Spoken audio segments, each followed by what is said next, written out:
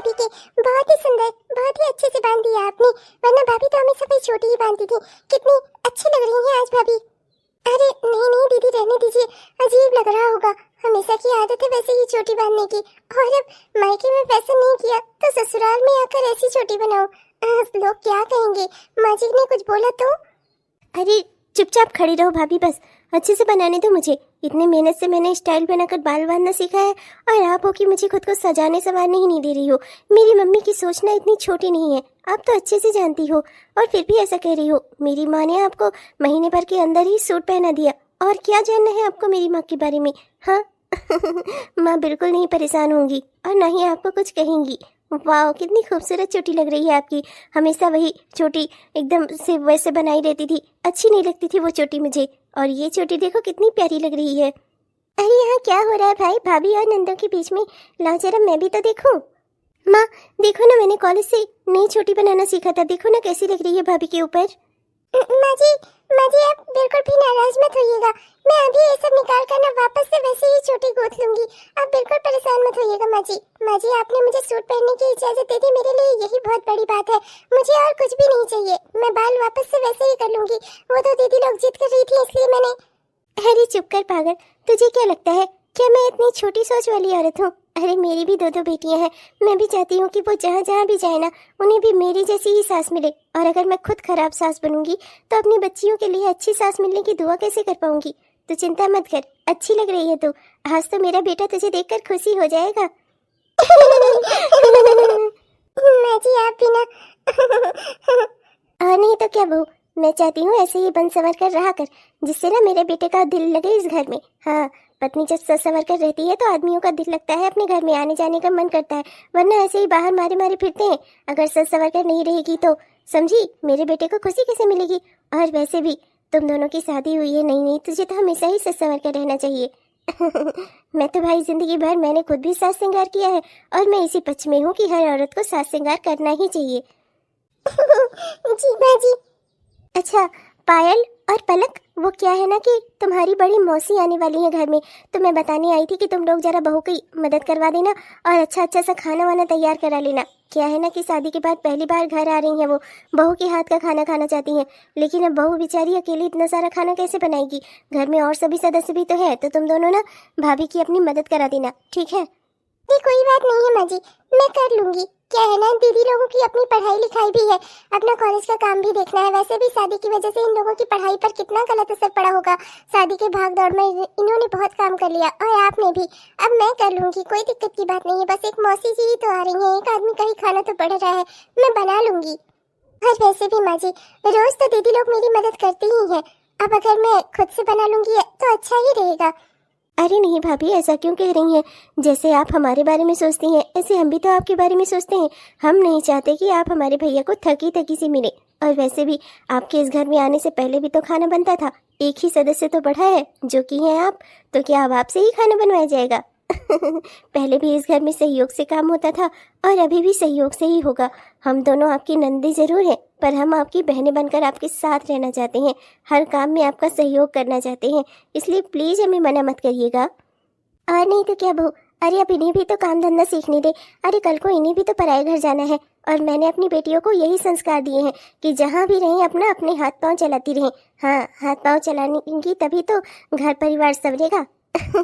जैसे तू संवार रही है मेरा आकर, ऐसे ये भी जाएंगी कहीं संवारेंगी किसी और का घर परिवार, तो कम से कम इन्हें खाना बनाना और घर के काम तो आते रहने चाहिए ना। और फिर तू भाभी है इनकी, कोई दुश्मन थोड़ी ना कि सारे काम तुझी से लेंगी ये लोग।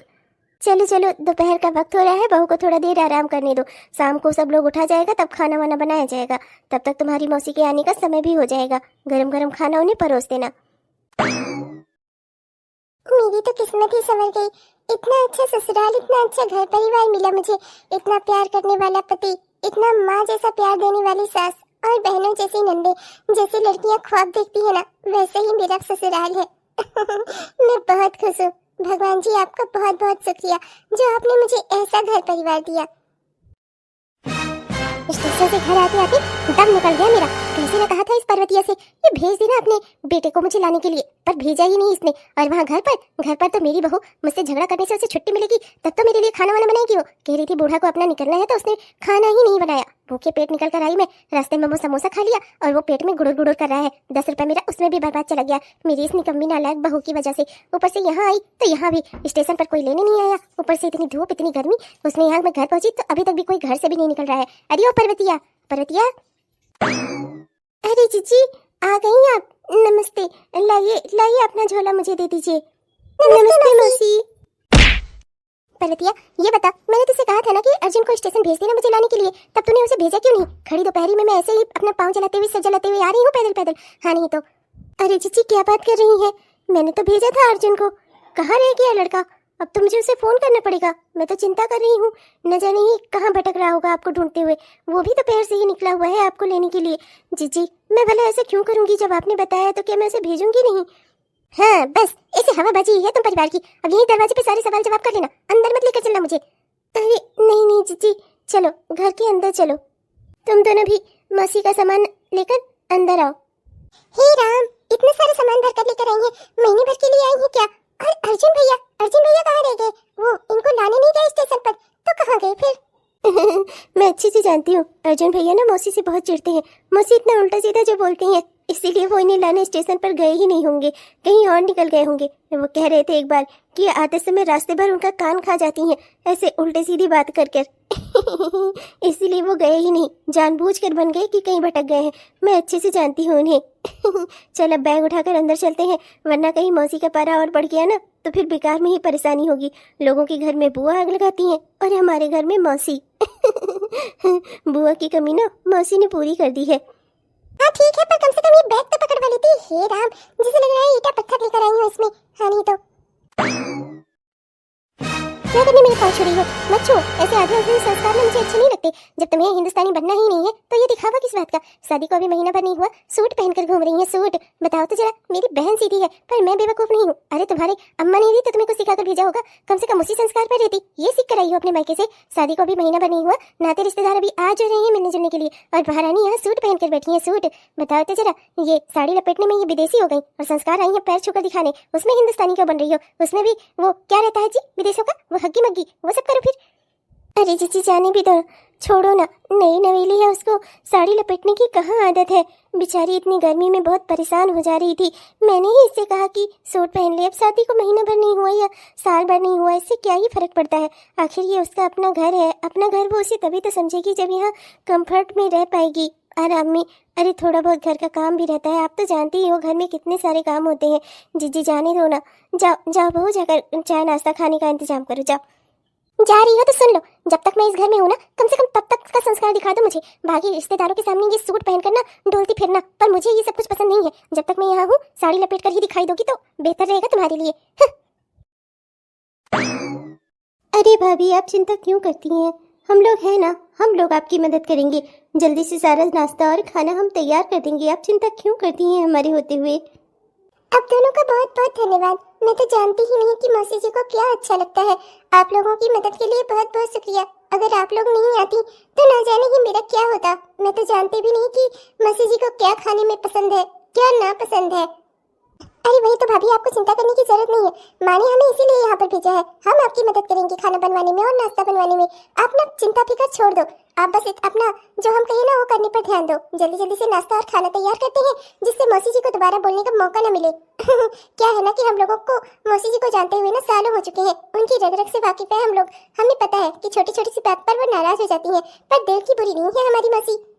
अरे भाभी अब देर मत करो, जल्दी जल्दी से ना वो नेनुआ रखा है, नेनुआ, अरे देर तो रही, उसको निकाल कर ना उसके छिलके निकाल दो और जल्दी जल्दी से उसे काट दो। तब तक मैं आटा गूंथ लेती हूँ और ये तब तक पोहा बना देती है।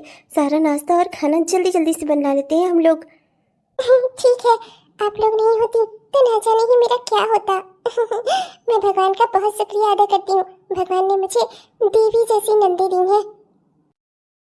ये सब क्या हो रहा है यहाँ पर? खाना बनाने को बोला है ना, तो तुम अकेले खाना नहीं बना सकती। इन दोनों को क्या अपने साथ में लगा रही हो? क्या सारी जिंदगी इन्हीं लोगों के हाथों का खाना खाना है क्या? अरे ये लोग तो इस घर की बेटियां हैं, कल को ब्याह दी जाएंगी, अपने घर चली जाएंगी। तुम इन लोगों से खाना बनवा रही हो? तुम क्या इस घर में आराम फरमाने आई हो? वाह रे पर्वतिया, तेरे घर की लीला, वाह रे भगवान, धन्य हो तुम।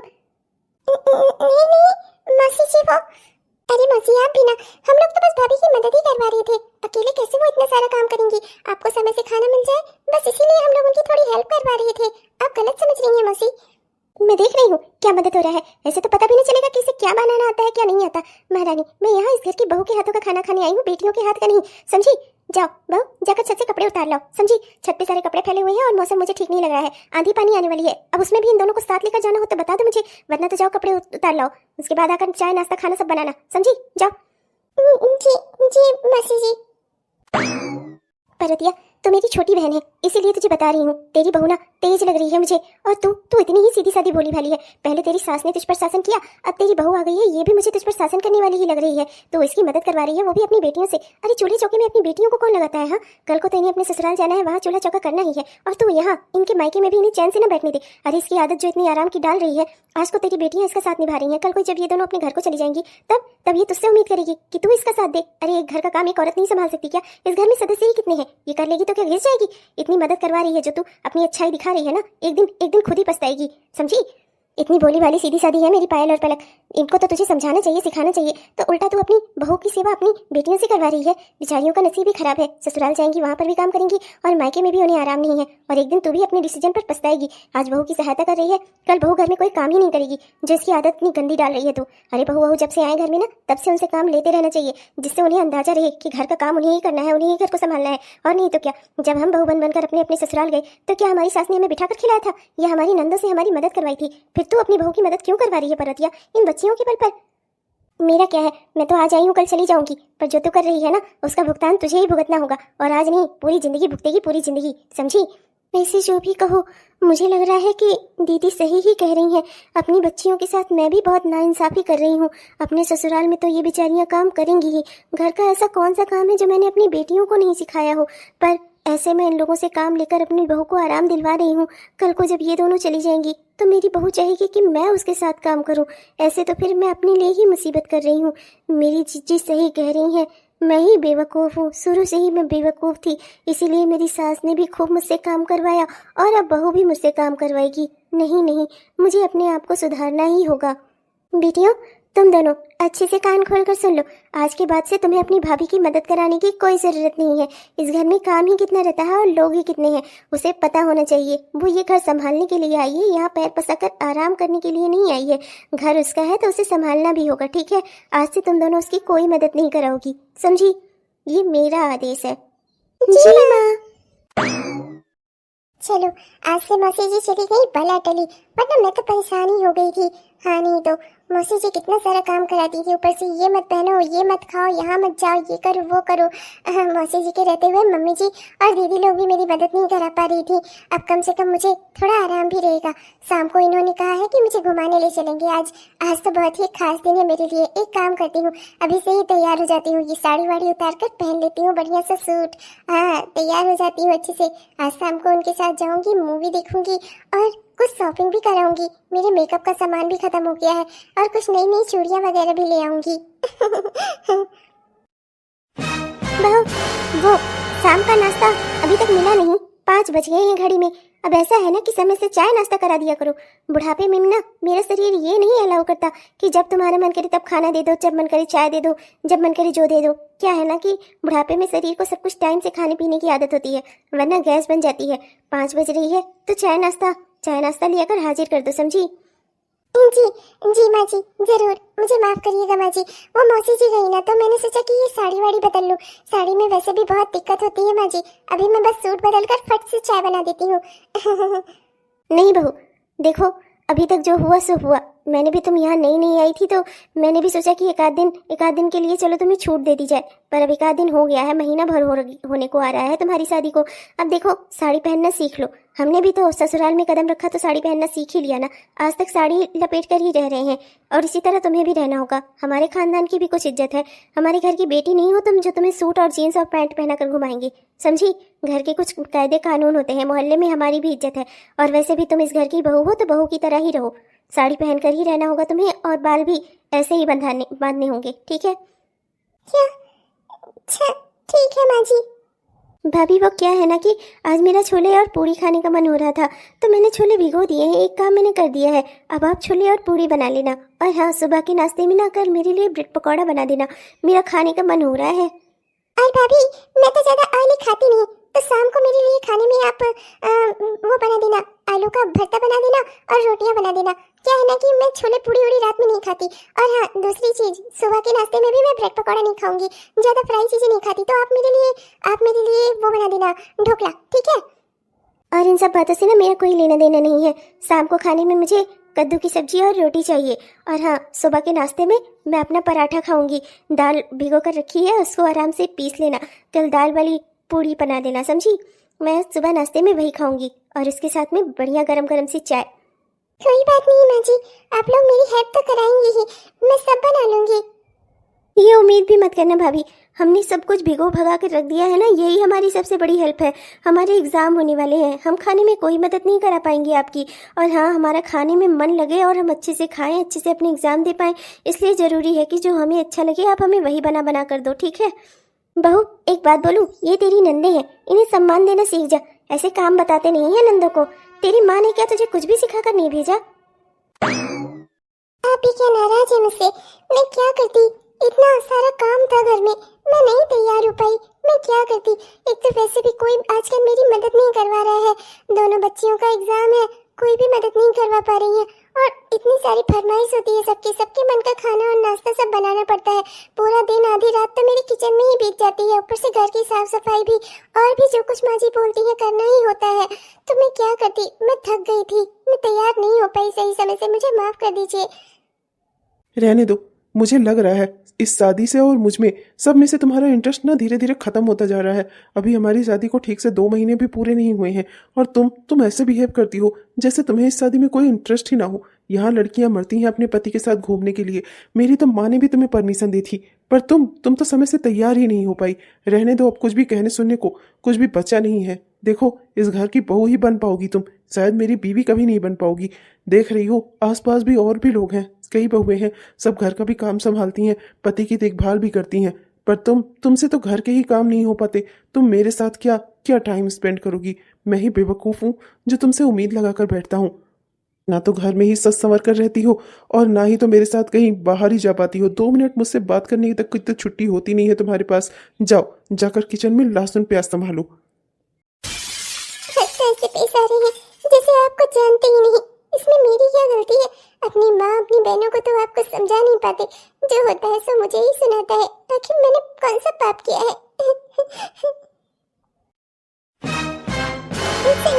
बस 2 मिनट लगेगा, मैं अभी नाश्ता बना देती हूँ, आप रुक जाइए ना, बस 2 मिनट। रहने दो, तुमसे कोई उम्मीद करना ही बेकार है। तुम बस जो कर रही हो ना वही करो, घर नहीं संभाल पा रही हो तुम। मैं क्या कहूँ तुम्हारा? माँ, मैं चलता हूँ, मैं ऑफिस में ही कुछ खा लूंगा, आप लोग चिंता मत करना। वो औरत ना नाकाबिल होती है जो अपने पति को सही समय से खाना नाश्ता न दे सके और ना ही उसे टिफिन डब्बा दे सके। तेरी वजह से आज मेरा बेटा भूखे पेट और खाली हाथ चला गया। अरे एकदम नाकारा और निकम्मी औरत है तू, एक काम नहीं होता तुझसे। हाँ माँ जी, सारा दोष मेरा ही नहीं है, आप लोग में से कोई मेरी एक काम में मदद नहीं कराता, ऊपर से हर कोई काम बढ़ाता ही रहता है। आज किसी को ये खाना है, कल वो खाना है, कोई पोहा खाएगा, कोई ढोकला खाएगा, कोई पराठे खाएगा।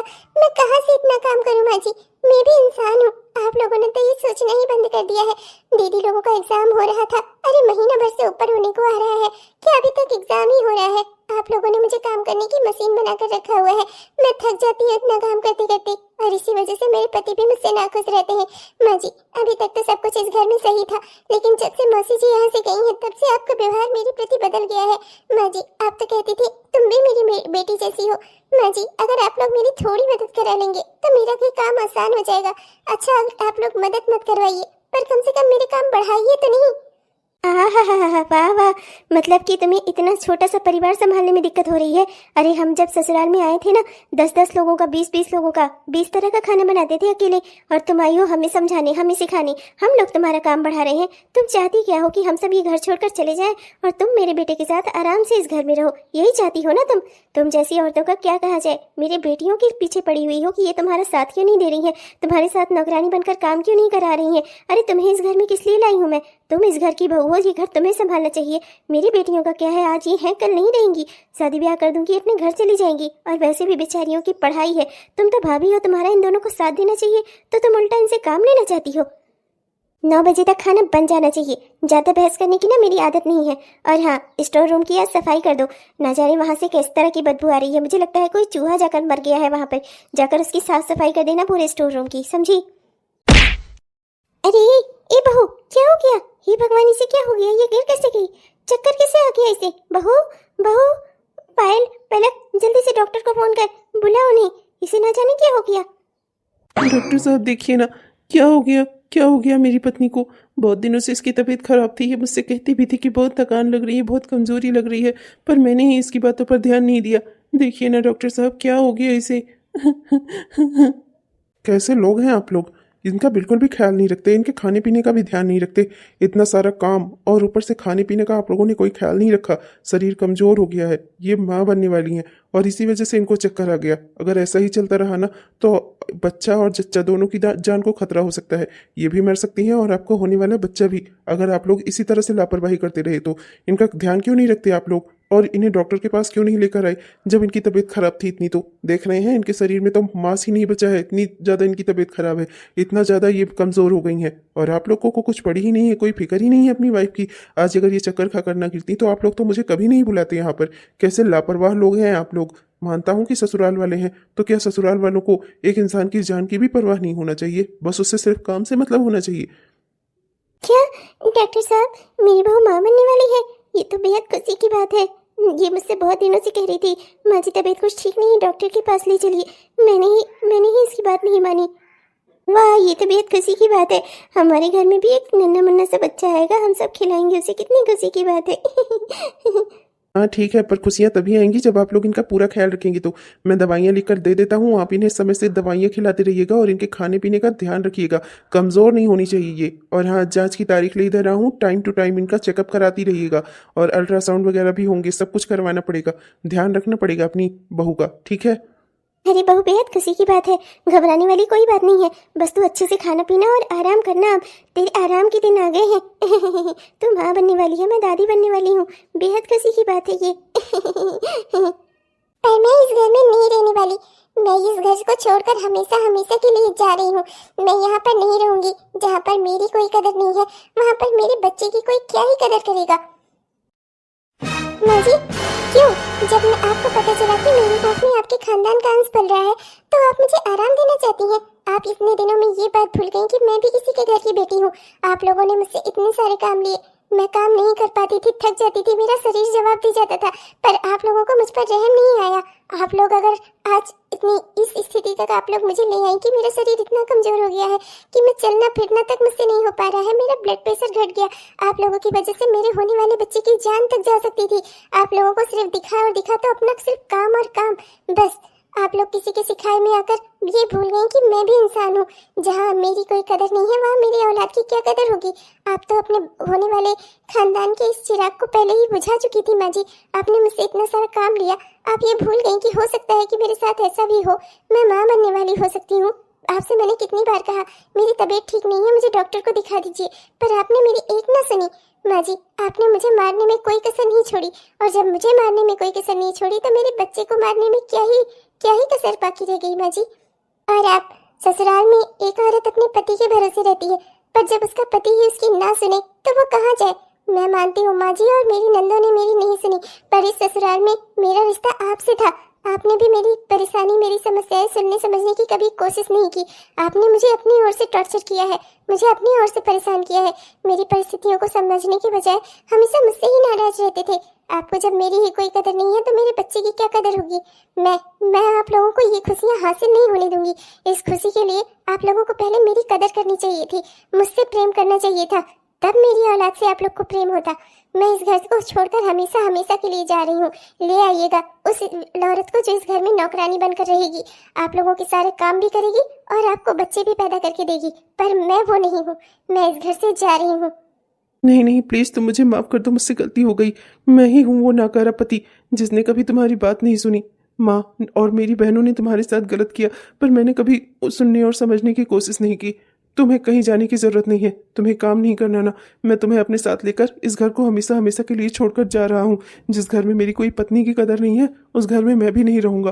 पर मुझे मेरा परिवार चाहिए। मैं तुम्हें छोड़कर कहीं और नहीं रह सकता, तुम्हारे बगैर नहीं रह सकता, अपने बच्चे के बगैर नहीं रह सकता। तुम लोग मेरा परिवार हो, मैं अपना परिवार तोड़ नहीं सकता। चलो, मैं तुम्हें लेकर यहाँ से कहीं और चलता हूँ। बहू, मैं हाथ जोड़कर तुझसे माफ़ी मांगती हूँ, मुझे माफ़ कर दे, पर इस घर को छोड़कर मत जा। मेरा घर टूट जाएगा बेटा। मेरा इकलौता बेटा है, अगर वो भी हमें छोड़कर चला गया तो हमारा घर परिवार कैसे रहेगा बेटा। मुझे माफ़ कर दे, मैं अपनी बहन के कहे में आ गई। मैंने अपना घर परिवार अपने हाथों से खराब कर दिया। मैं हमेशा से तुझे अपनी बेटी की तरह रखना चाहती थी, फिर अपनी बहन के कहे में आकर मैंने तेरे साथ अन्याय किया। मैं तुझसे वादा करती हूँ, मैं और मेरी दोनों बेटियाँ आइंदा से हम सब तेरे साथ अपनों जैसा ही बर्ताव करेंगे, तुझे गैर नहीं समझेंगे बेटा। पर प्लीज़ मेरे बेटे को लेकर कहीं मत जा, मेरा घर मत तोड़ बेटा, मेरा परिवार मत छोड़। अब भाभी, हम भी अपने भतीजे के साथ खुशी से रहना चाहते हैं। भतीजा या भतीजी उसे अपनी गोद में खिलाना चाहते हैं।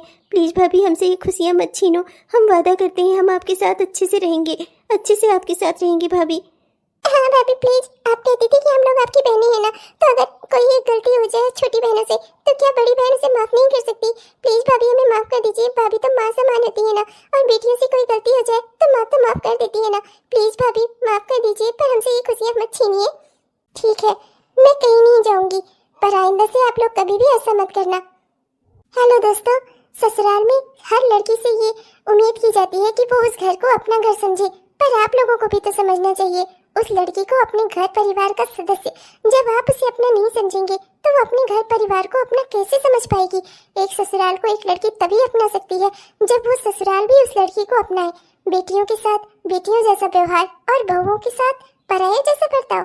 अगर बहुओं को भी बेटी समझेंगे तो वाकई में बहू भी सास को अपनी माँ समझेगी। एक बार कर कर तो देखिए, जरूर रिश्ते भी बदलेंगे और रिश्तों की भावनाएं भी। इसी सोच के साथ मैं आप सबसे विदा लेती हूँ। मिलूंगी आपको कल एक नए वीडियो के साथ। तब तक के लिए आप सबको मेरा प्यार भरा नमस्कार। और हाँ दोस्तों, चैनल को सब्सक्राइब करना जिन भी दोस्तों ने अभी तक नहीं किया है ना, वो जरूर कर लीजिएगा, जिससे हमारे इस तरह के वीडियोस आप तक जरूर पहुँचते रहें। और हाँ दोस्तों, हमारे जिन दोस्तों ने अभी तक हमारे इस वीडियो को लाइक नहीं किया है ना, कृपया भूलिएगा नहीं दोस्तों। वीडियो अगर पसंद आया हो तो कृपया लाइक जरूर करिएगा। और आपने इस वीडियो को पूरा देखा, इसके लिए आपका दिल से बहुत बहुत धन्यवाद दोस्तों। अब मैं चलती हूँ, मिलूंगी आपसे कल एक नए वीडियो के साथ, एक नई कहानी के साथ। तब तक के लिए बाय बाय।